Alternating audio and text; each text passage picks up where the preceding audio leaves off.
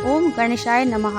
ओम पार्वती पतये नमः। हर हर महादेव। आप सभी का आपके अपने चैनल में हार्दिक अभिनंदन है। आप सभी को हरितालिका तीज की ढेर सारी शुभकामनाएं। भगवान शिव और माता पार्वती आप सबकी सभी मनोकामनाओं को पूर्ण करें। आइए आज आप सुनेंगे हरितालिका तीज की पौराणिक कथा, जिसे स्वयं भगवान शिव जी ने माता पार्वती से कही थी। हरितालिका तीज का व्रत प्रत्येक वर्ष भाद्रपद माह के शुक्ल पक्ष की तृतीया तिथि को मनाया जाता है। इसे हरतालिका तीज भी कहा जाता है। यह व्रत सुहागिन महिलाएं अपने पति की दीर्घायु तथा अखंड सौभाग्यवती होने के लिए करती हैं। वहीं कुंवारी कन्याएं मनोवांछित वर पाने के लिए इस व्रत को करती हैं। हरितालिका तीज का व्रत महिलाओं के लिए बहुत ही महत्वपूर्ण और पुण्य फलदायी माना जाता है। यह व्रत सभी व्रतों में सर्वोत्तम व्रत माना जाता है। इस व्रत को पूरे दिन रात निर्जल और निराहार रहकर किया जाता है, इसलिए यह व्रत बहुत ही कठिन व्रत माना जाता है। इस दिन भगवान शिव और माता पार्वती की पूजा पूरे विधि विधान के साथ की जाती है, जिससे प्रसन्न होकर भगवान शिव तथा माता पार्वती अखंड सौभाग्य का आशीर्वाद प्रदान करते हैं। हरितालिका तीज के व्रत में हरितालिका तीज की कथा सुनने का बहुत अधिक महत्व बताया गया है, इसलिए भक्ति भाव के साथ पूरी कथा का श्रवण करना चाहिए। अधूरी कथा सुनने से दोष लगता है। तो आइए भगवान शिव और माता पार्वती को नमन करते हुए हरितालिका तीज व्रत कथा का श्रवण करते हैं। प्रेम से बोलिए गौरी शंकर की जय। हरितालिका तीज व्रत कथा। एक समय की बात है कि सूत जी कहते हैं कि मंदार की माला से जिन पार्वती जी का केश पास अलंकृत है और मुंडों की माला से जिन शिव जी की जटा अलंकृत है, जो पार्वती जी दिव्य वस्त्र धारण की हैं और जो शिव जी दिगंबर हैं, ऐसी श्री पार्वती जी तथा श्री शिव जी को प्रणाम करता हूँ। रमणीक कैलाश पर्वत के शिखर पर बैठी हुई श्री पार्वती जी कहती हैं कि हे महेश्वर, हमें कोई गुप्त व्रत या पूजन बताइए जो सब धर्मों से सरल हो, जिसमें परिश्रम भी कम करना पड़े लेकिन फल अधिक मिले। हे नाथ, यदि आप मुझ पर प्रसन्न हो तो यह विधान बताइए। हे प्रभु, किस तप व्रत या दान से आप जैसे आदि मध्य और अंत रहित महाप्रभु हमको प्राप्त हुए हैं। तब भगवान शिव जी कहते हैं कि हे देवी सुनो, मैं तुमको एक व्रत जो मेरा सर्वस्व और छिपाने योग्य है, लेकिन तुम्हारे प्रेम के वशीभूत होकर मैं तुम्हें बतलाता हूँ। शिव जी ने कहा, भारतवर्ष में जैसे नक्षत्रों में चंद्रमा, ग्रहों में सूर्य, वर्णों में ब्राह्मण, देवताओं में विष्णु भगवान, नदियों में गंगा, पुराणों में महाभारत, वेदों में सामवेद और इंद्रियों में मन श्रेष्ठ है। सब पुराणों और वेदों का सर्वस्व जिस तरह कहा गया है, मैं तुम्हें एक प्राचीन व्रत बतलाता हूँ। एकाग्र मन से सुनो। जिस व्रत के प्रभाव से तुमने मेरा आधा आसन प्राप्त किया है, वह मैं तुमको बतलाऊंगा, क्योंकि तुम मेरी प्रेयसी हो। भाद्रपद मास में हस्त नक्षत्र से युक्त शुक्ल पक्ष की तृतीया तिथि को उसका अनुष्ठान मात्र करने से स्त्रियां सब पापों से मुक्त हो जाती हैं। हे देवी, तुमने आज से बहुत दिनों पहले हिमालय पर्वत पर इस व्रत को किया था। यह वृतांत मैं तुमसे कहूँगा। पार्वती जी ने पूछा कि हे नाथ, मैंने यह व्रत क्यों किया था? यह सब आपके मुख से सुनना चाहती हूँ। तब शिव जी ने कहा कि उत्तर की ओर एक बड़ा रमणीक और पर्वतों में श्रेष्ठ हिमवन नामक पर्वत है। उसके आसपास तरह तरह की भूमियाँ हैं, तरह तरह के वृक्ष उस पर लगे हुए हैं। नाना प्रकार के पक्षी और अनेक प्रकार के पशु उस पर निवास करते हैं। वहां पहुंचकर गंधर्वों के साथ बहुत से देवता, सिद्ध, चारण, पक्षीगण सर्वदा प्रसन्न मन से विचरते हैं। वहां पहुंचकर गंधर्व गाते हैं, अप्सराएं नाचती हैं। उस पर्वत राज के कितने ही शिखर ऐसे हैं जिनमें स्फटिक, रत्न और वैदूर्य मणि आदि की खानें भरी हैं। यह पर्वत ऊंचा तो इतना अधिक है कि मित्र के घर की तरह समझकर आकाश को स्पर्श किए रहता है। उसके समस्त शिखर सदैव हिम से आच्छादित रहते हैं और गंगा जल की ध्वनि सदा सुनाई देती रहती है। हे पार्वती, तुमने बाल्यकाल में उसी पर्वत पर तपस्या की थी। 12 वर्षों तक तुम उल्टी टंग कर केवल धुआं पीकर रही। 64 वर्षों तक सूखे पत्ते खाकर रही। माघ मास में तुम जल में बैठी रहती और वैशाख की दोपहरिया में पंचांगनी तपती थी। श्रावण के महीनों में जल बरसता तो तुम भूखी प्यासी रहकर मैदान में बैठी रहती थी। तुम्हारे पिता इस तरह के कष्टों के सहन को देखकर बड़े दुखी हुए। वे चिंता में पड़ गए कि मैं अपनी कन्या किसको दूं। उसी समय नारद जी वहां आ पहुंचे। मुनि श्रेष्ठ नारद जी उस समय तुम्हें देखने गए थे। नारद जी को देखकर गिरिराज ने अर्घ्य, पाद, आसन आदि देकर उनकी पूजा की और कहा, हे स्वामिन, आप किस लिए यहाँ पधारे हैं? मेरा अहोभाग्य है, आपका आगमन मेरे लिए अच्छा है। नारद जी ने कहा, हे पर्वतराज, सुनिए, मैं भगवान विष्णु जी का भेजा हुआ आपके पास आया हूँ। आपको चाहिए कि यह योग्य कन्या किसी योग्य वर को दे। भगवान विष्णु जी के समान योग्य वर ब्रह्मा, इंद्र और शिव इनमें से कोई नहीं है। इसलिए मैं यही कहूँगा कि आप अपनी कन्या भगवान विष्णु जी को ही देवें।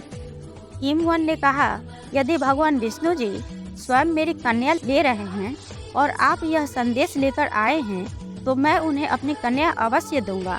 हिमवन की इतनी बात सुनकर मुनिराज नारद आकाश में विलीन हो गए। वे पीताम्बर, शंख, चक्र और गदाधारी भगवान विष्णु जी के पास पहुँचे। वहाँ हाथ जोड़कर नारद जी ने भगवान विष्णु जी से कहा, हे देव, सुनिए, मैंने आपका विवाह पक्का करा दिया। उधर हिमवन ने पार्वती जी के पास जाकर कहा कि हे पुत्री, मैंने तुम्हें भगवान विष्णु जी को दे डाली। तब पिता की बात सुनकर तुम बिना उत्तर दिए ही अपनी सखी के घर चली गई। वहीं जमीन पर पड़कर तुम बड़ी दुखी होती हुई विलाप करने लगी। तुमको इस प्रकार विलाप करती हुई देखकर तुम्हारी सखी ने तुमसे पूछा कि हे सखी, तुम इतनी दुखी क्यों हो? इसका कारण बताओ। तुम्हारी जो कुछ इच्छा होगी मैं यथाशक्ति उसको पूरा करने की चेष्टा करूंगी, इसमें कोई संशय नहीं है।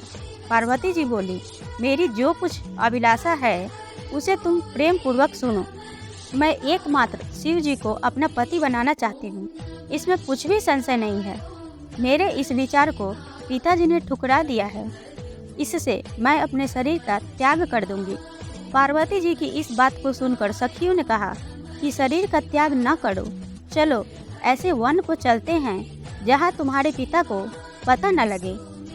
ऐसी सलाह कर तुम वैसे वन में जा पहुँची। उधर तुम्हारे पिता घर घर तुम्हें खोजने लगे। दूतों द्वारा भी खबर लेने लगे कि कौन देवता या किन्नर मेरी पुत्री को हर ले गया।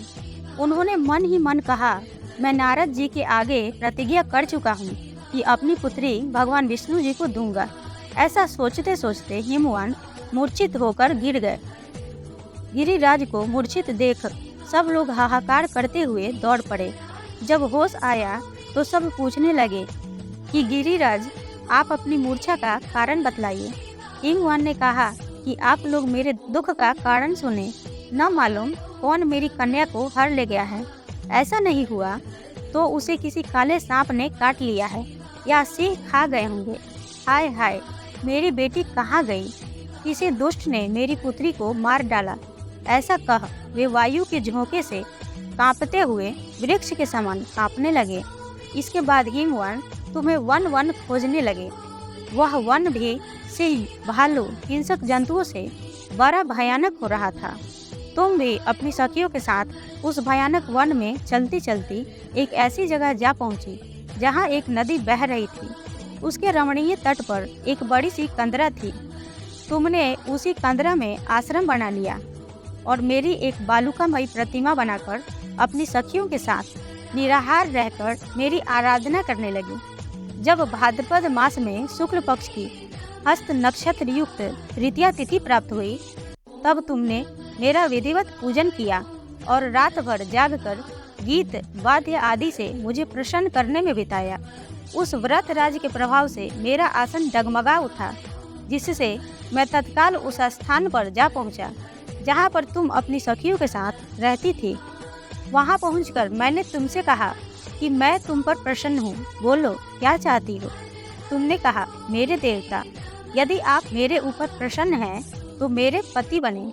मेरे तथास्तु कहकर कैलाश पर्वत पर वापस आने पर तुमने वह प्रतिमा नदी में प्रवाहित कर दी और सखियों के साथ उस महाव्रत का पालन किया। हिमवान भी तब तक उस वन में तुम्हें खोजते हुए आ पहुँचे। चारों दिशाओं में तुम्हारी खोज करते करते वे व्याकुल हो चुके थे, इसलिए तुम्हारे आश्रम के समीप पहुंचते ही गिर पड़े। थोड़ी देर बाद उन्होंने नदी के तट पर 2 कन्याओं को देखा।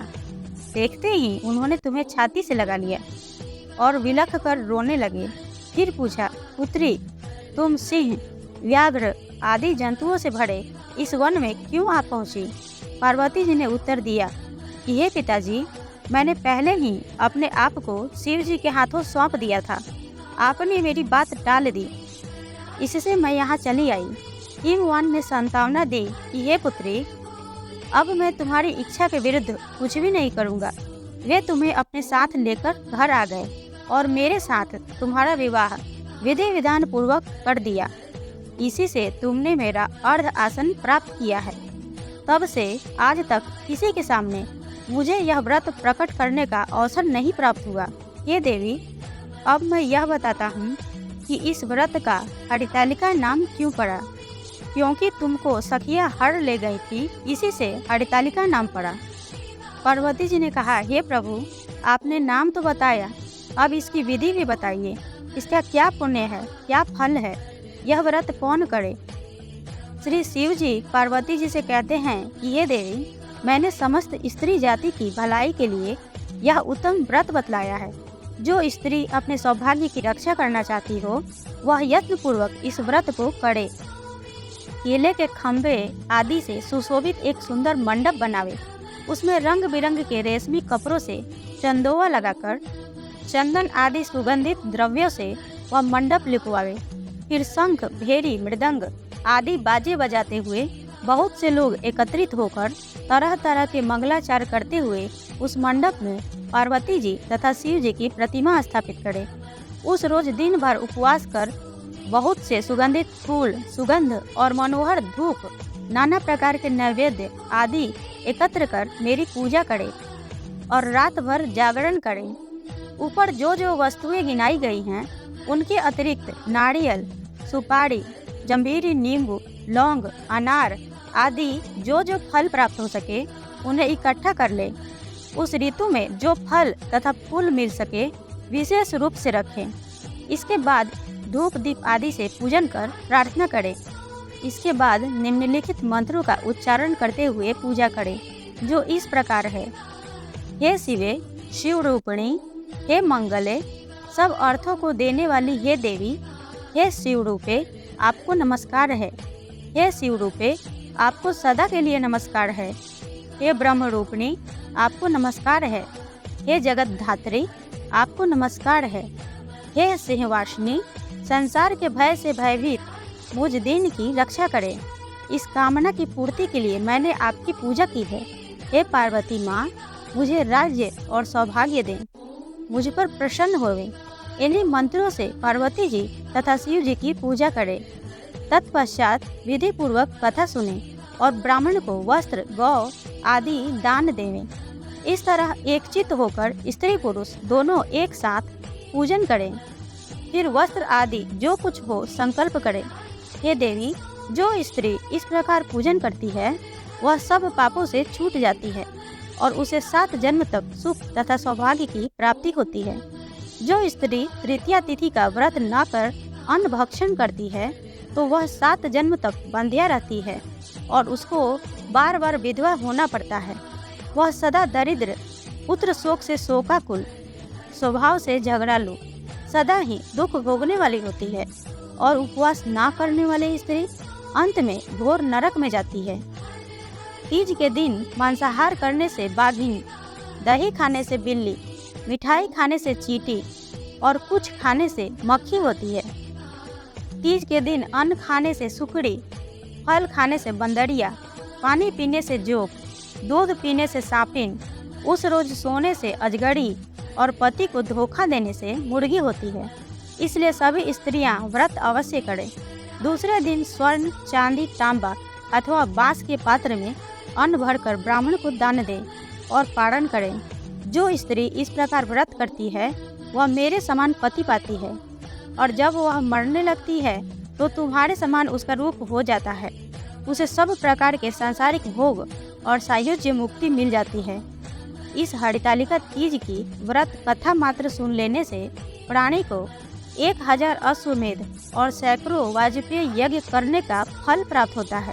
हे देवी, मैंने यह सब व्रतों में उत्तम व्रत बतलाया है, जिसके करने से प्राणी सब पापों से छूट जाता है।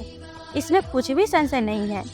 इसलिए सौभाग्य की इच्छा करने वाली प्रत्येक युवती और महिलाओं को यह व्रत पूरी एक निष्ठा और आस्था से करनी चाहिए। इस प्रकार हरितालिका तीज व्रत की कथा पूर्ण हुई। प्रेम से बोलिए भगवान भोलेनाथ की जय, माता पार्वती की जय, सर्व देवी देवता की जय। तो आशा करती हूँ कि आप सबको यह वीडियो पसंद आई होगी। वीडियो पसंद आई हो तो वीडियो को लाइक करें, शेयर करें, चैनल को सब्सक्राइब करें और कमेंट बॉक्स में हर हर महादेव अवश्य लिखें। मिलते हैं अगले वीडियो में, तब तक के लिए जय भोलेनाथ।